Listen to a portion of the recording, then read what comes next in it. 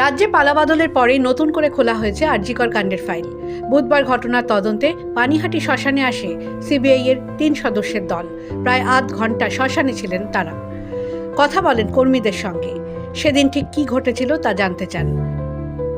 নির্যাতিতা চিকিৎসকের মা ও বাবা দুজনেই বারবার অভিযোগ করেছিলেন তাদের মেয়ের মৃতদেহ তড়িঘড়ি ওই শ্মশানে পুড়িয়ে দেওয়া হয়েছিল এবং সেটা হয়েছিল তৃণমূলের কয়েকজন নেতার তত্ত্বাবধানে। এই মামলা পুনরায় তদন্ত শুরু হতেই এদিন তদন্তকারীরা শ্মশানে এসে অনুসন্ধান চালালেন। দায়িত্বপ্রাপ্ত কর্মী ভোলানাথ পাত্র জানান, সেদিন ঘটনায় তেমন কোনো অস্বাভাবিকতা না পেলেও পরবর্তীতে অনেক কিছুই অন্যরকম লেগেছে তাদের। এইটা কবে হয়েছিল বা কি, তো এই অভয় কেসের ব্যাপারটা, তা আমাকে খাতাপত্র দেখলো, খাতাপত্র দেখালাম, তা কি হয়েছিল সেদিনকার ঘটনা, তা কি হয়েছে, দুটো বাড়ির আগে জাম্পিং হয়েছিল। হ্যাঁ, জাম্পিং তো হয়েছিল।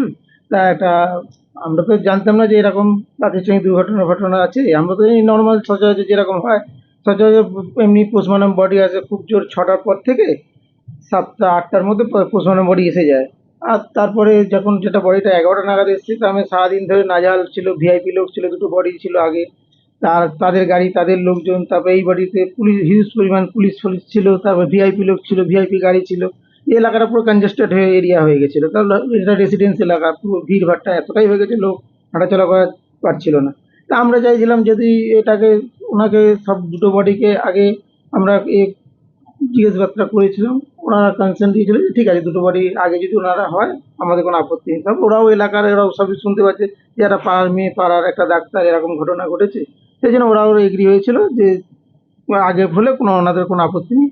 তারপরে ওনার মা ছিলেন, অভয়া দেবীর মা ছিলেন, বাবা ছিলেন, তারা সঙ্গে এসেছিলেন, পরেই এসেছিলেন। তারপরে এসে তারপর মা কাজ বাজ করলেন।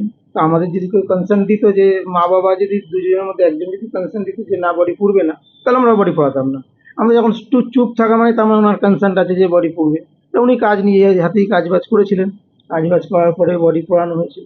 এই কাজ 2024 সালে আরজিকর হাসপাতালে তরুণী চিকিৎসককে ধর্ষণ করে খুন করা হয়। তার দেহ দাহ করা হয়েছিল পানিহাটি শ্মশানে। এদিন তদন্তকারী দল শ্মশানে ভারপ্রাপ্ত যে পৌরকর্মীরা রয়েছে তাদের সেদিনের ঘটনা নিয়ে জিজ্ঞাসাবাদ করেন।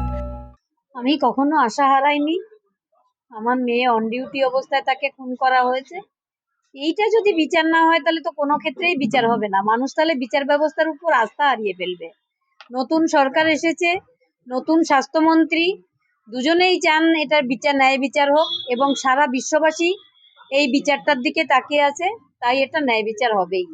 ভোলা আজকে নাকি বলেছে যে বাবা মা যদি তখন বলতেন তো আমরা ক্রিমিনেশন করাতাম না। তো তখন যদি আমরা বলতাম, পুলিশ কি আমাদের বাঁচিয়ে রাখতো? আমাদেরও মেরে ফেলতো সেখানে পুলিশ। এত অ্যাক্টিভ ছিল পুলিশ, আমরা সেখানে কিছু বলতে পারিনি। কিন্তু শ্মশানে এই যেসব ডেড বডি পিএম হয়, তাদের ডেড বডি পোড়ানোর আগে চেয়ারম্যানের সাইন লাগে, সেখানে চেয়ারম্যানের সাইন নেই। আর সোমনাথদেরও আছে পরিবারের কারণেই, কিন্তু ওখানে চেয়ারম্যানের সই থাকা বাধ্যতামূলক ছিল, কিন্তু দেখবেন ওখানে চেয়ারম্যানের সাইন নেই। তাহলে পোড়ালো কেন ওরা?